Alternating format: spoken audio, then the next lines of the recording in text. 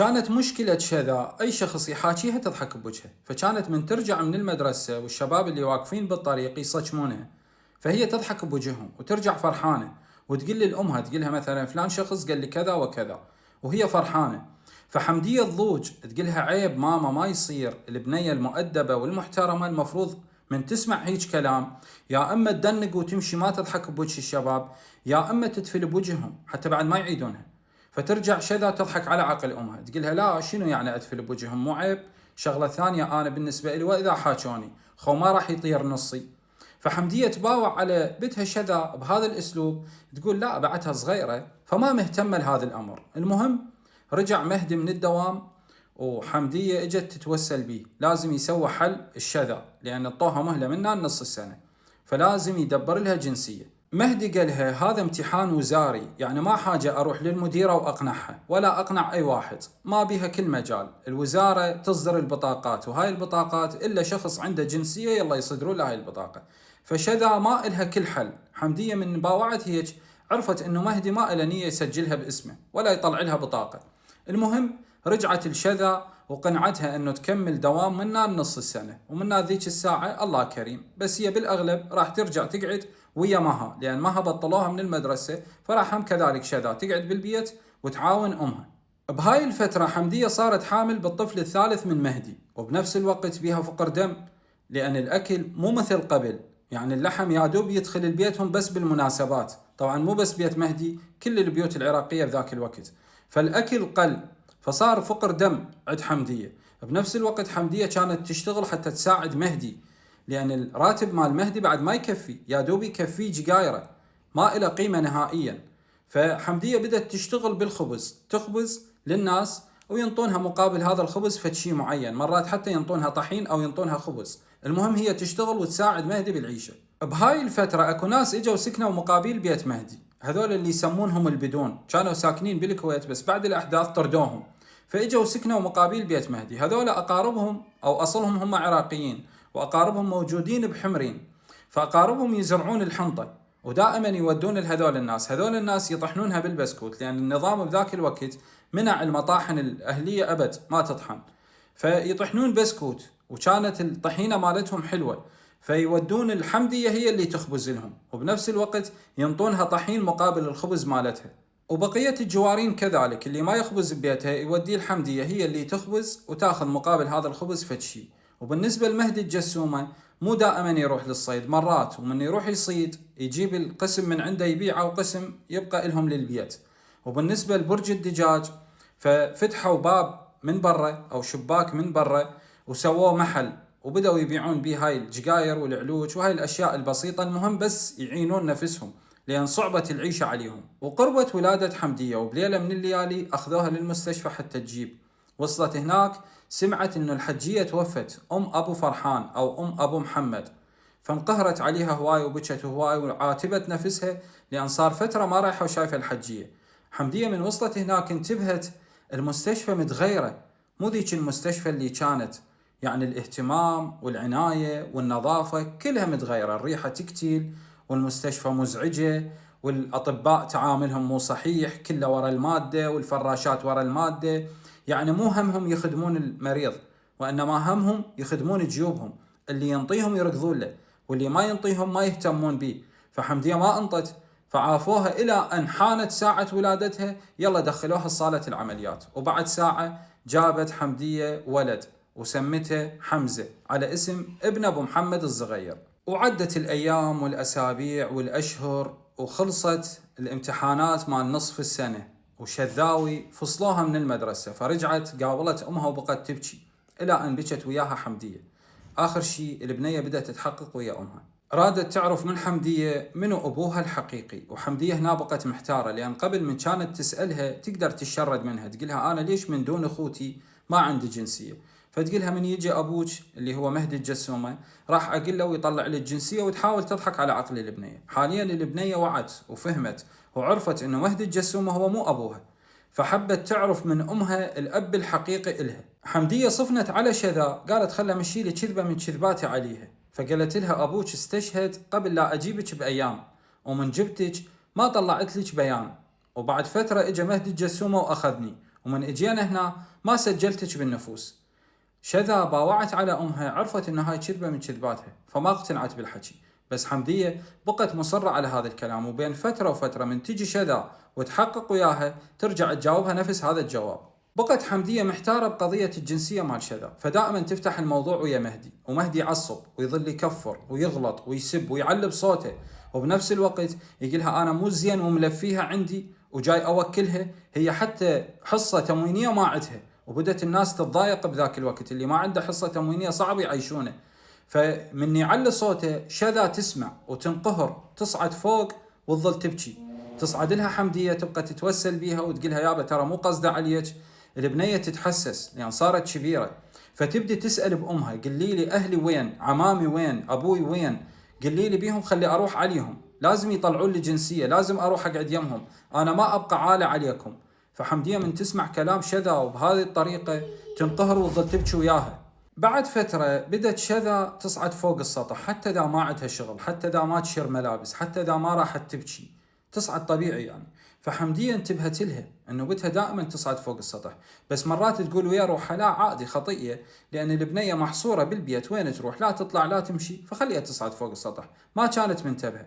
وبنفس الوقت كان هي ومها يروحن يوقفن بالباب، بس من يجي حاتم يعصب عليهن ويظل يغلط ويسب وحتى مرات يقتلهن. الى ان بعد فتره مها كانت واقفه بالباب، حمديه صاحت عليها حتى تيجي تساعدها، مها ما جاوبتها، رجعت صاحت عليها مره ثانيه كذلك ما جاوبتها، رجعت صاحت مره ثالثه وبصوت عالي، والبنيه هم كذلك ما جاوبتها. حمديه بهاي الفتره اللي عاشت ويا مهدي هواي تعلمت منه طباعه السب والغلط والكفران والتجاوز، يعني هاي الامور.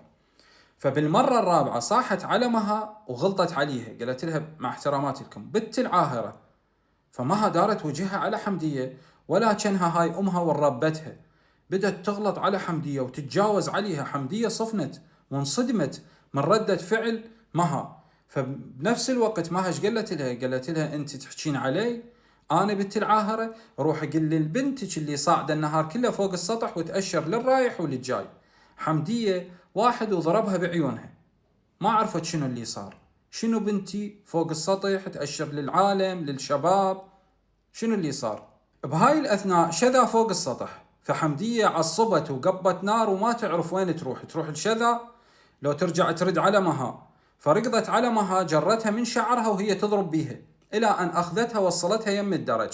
بعصبيتها بدأت تصيح على شذا. شذا اجت مرعوبة لأن صوت أمها كان عالي، وبنفس الوقت تفاجئت أنه مها أمها جاي تقتل بيها، وهاي لأول مرة تسويها بهاي العصبية، تقتل وحدة من عندهم. فنزلت مها أو شذا وهي خايفة من أمها، من تقربت يمها رجعت لزمتها. حمدية بهاي الأثناء تعبت إيدها من اللزم، وتذكرت مرت خالها من لزمتها ويا مهدي ونزلتها من السطح كتل، فزادت كتل بيهن، إلى أن شذا بدأت تتوسل بأمها حتى تهد مها. هدتها المها وبقت مشلبة بشذا وتقتل بيها حشاكم بالنعال، طلعت حرقة قلبها كلها بشذا. حمدية بعد ما تعبت من الكتل بالبنات وانهارت، رجعت من جديد عادة النظام، لأن ما تريد يصير بيهن مثل ما صار بيها هي، لأن هي لو مقتولة بذاك الوقت ما صار اللي صار بيها. فرجعت من جديد تقتل بشذا وعضت شذا منا. بهاي الأثناء مها شردت ما تعرف وين راحت، إلى أن عضت هاي منا من قد القوة مال العضة. شذا فقدت الوعي، بس قبل لا تفقد الوعي صرخت. من صرخت حمدية انتبهت انه البنية انسحنت روحها، رجعت مها تتوسل بيها بس تعوف البنية لأن يمكن ماتت. حمدية بعد اللي صار انتبهت لنفسها انه بتها انسحنت روحها، فشقتها وبدأت تبوس بيها وتمسح على وجهها، إلى أن صحت شذاوي. من صحت شقت أمها وقامت تبوس بإيدها. ارتاحت حمدية شوية وقامت من عندهن، راحت غسلت وجهها وعافت الجهال يطلعون، ورجعت قعدت ويا مها ويا شذا وبدأت تحقيق وياهن. بالنسبة لشذا ما كانت تعرف أمها على شنو جاي يسولف وتحقق، بس مها تعرف، فحمدية دارت على مها وبدأت تسولف وياها وتحقق وياها. مها نكرت كل اللي قالته، حتى كلمتها اللي قالت لها بنتك فوق السطح وتأشر للرايح وللجاي هاي هم نكرتها. ورجعت أكدت عليها حمدية، قالت لها لا أنا ما كنت أقصدها، بس من عصبيتي ردة فعلي هيك كانت. فحمدية بدأت تسولف وياهن بالكلام الناعم، تحاول تعلمهن، قالت لهن لا تخطئن حتى لا باكر تتندمن، تنطيه النصيحة وبنفس الوقت ترجع تهددهن انه اي وحدة اذا خطأت فهي راح تقل للمهدي او تقل للحاتم وتخليهم يقتلونها. بقن البنات ملتزمات بكلام حمدية تقريبا 3 أيام أو 4، لا يوصلن يم الباب ولا يصعدن فوق السطح. بعدها بدن يتحججن، مثلا مها تتحجج انه تكرمون النفايات برا، او تروح البيت ابو نواف جيرانهم ذول البدون، تروح تقعد ويا صديقتها، بس مرات تنسى روحها، يعني تبقى ساعتين و3 تضطر حمدية تلبس عبايتها وتروح تجرها من القعدة وتجيبها وترجع تحاكيها وتقولها انا هالمره خطأت وبعد ما اكررها. وبالنسبه للشذا بدات تتحجج بشر الملابس، انا اروح اشر ملابس، فتتاخر فوق السطح. حمديه تنتبه بس تقول لا هن بعدهن جهال واكيد اخذا بالكلام اللي قلته الهن. حمديه كانت شوي متخوفه من مها، بس بالنسبة للشذا وصعودها فوق السطح كانت مطمئنة، لأن أولا قالت هاي ذبت تهيمة عليها لأن هي رجعت نكرتها، والشغلة الثانية أنه المسافة مال السطح مالتهم بعيد على الجوارين، فما تعتقد أنه أكو واحد يقدر يطفر عليهم ويسوي له فد مشكلة ويا شذا. صارت العطلة الصيفية وحاتم عطل من الدوام، ومثل ما تعرفون النظام السابق هواي كان يفكر بشعبه، بحيث الشعب جوعان وما عنده شيء ياكله وعليه حصار وهو يبني بالقصور مالته. فأحد العمال اللي سجلوا بناء القصور هو حاتم من شاف أهله ما يقدرون للعيشة، يعني راتب أبوه ما يكفيه جقاير، وبالنسبة لأمه خطية فتحت محل وتخبز ويشوفها من الصبح لليل تعبانة، فقال خلي أنا أروح أسجل حتى بلكي أحصل فد شيء أعين هاي العائلة. كانوا ينطونه باليوم 50 دينار، يعني شوي أفضل من راتب أبوه، وكان يطلع من غبشة ما يرجع إلا بالليل ويرجع تعبان هلكان. حمدية تنقهر عليه من تشوفه، وخاصة من ينام وهو فاقد الوعي من التعب مالته، مرات حتى تبكي عليه، بس ما بيتها حيلة، ما تقدر تقول له بطل لأن العيشة صعبة، هو جاي يعينهم على هاي العيشة. وبعد 2 أو 3 زودوا الإجرة مال حاتم، بس ما عاد بيها فائدة لأن المواد الغذائية بدأت تصعد أضعاف، وبالنسبة لراتب مهدي ما عاد يكفيه حتى جقاير، يعني راتب شهر كامل يشتري بيه باكيتين أو 3. فالرجل بدأ يستلم الراتب مالته ويا الحصة اللي ينطونها إلى من باكيتات الجقاير، باكيتين أو 3، يروح يبيعهن ويحولهن إلى تتن، يتذكرون العراقيين يلفون لف ويشربونه، ما كان ينجرى، بس الرجل حتى يكفي شهر كامل يطبق راتبه ويا الحصة اللي ينطونها إله. بالنسبة للصيد فمهدي كبر ما يقدر بعد ينزل للصيد، وبنفس الوقت المكان اللي كانوا متعودين يصيدون به سمك الحكومة منعتهم بذاك الوقت، لأن تريد تبني قصر القائد الضرورة، فالشعب خلي يموت جوع، المهم الرئيس يقعد بقصر حلو ومرتب. فحاتم وربعه منعوهم بعد ما يصيدون، فهو عنده بلم، راح باع البلم وبدأوا يصرفون بيه. بعدين طلعت حمدية الذهبات مالتها وبدأت تقطع بيهن وتبيعهن شوي شوي لأن مصرف بيت صعب. رجعوا إلى أن بدأوا يبيعون بالأغراض مالتهم، مثلا الثلاجة المجمدة ما عاد يحتاجونها، شي يسوون بيها؟ لا أكو لحم ويروحون يجمدونه بالمجمدة، ولا أكو دجاج ويخلونه، فخلص انتهى دورهم، فبدأوا يبيعون. وأغلب العراقيين بذاك الوقت حتى السقف مال البيت باعوا، حتى البيبان باعوها حتى يعيشون، لأن قائد الضرورة خو لازم يقعد بقصر ما له شغل بالشارع. وبالنسبة لحمدية كانت مخلصة أيامها هي بس تهم وتفكر بالعيشة اللي يوم بيومه، يعني اليوم شوكلهم وباكر الله كريم. وفوق هذا الضيم كله ضيم البنات مها وشذاوي، وبالنسبة للي سونا هي لا قلت الحاتم ولا قلت المهدي. فد يوم من الأيام العصر سيروا جماعة مهدي على مهدي يردون يقنعونه وياخذونه وياهم للصيد. قالوا له يابا احنا وعوائلنا صار بينا فقر دم لأن ما عاد نشوف اللحم، فخلي نطلع نصيد لنا سمكات على قد عوائلنا، لأن ملينا من أكل مرقة الهواء والمحروق الصبعة، يتذكرونها العراقيين. المهم قنعوا مهدي، بس مهدي قال لهم إذا طلعنا ولزمتنا الحكومة شو نسوي؟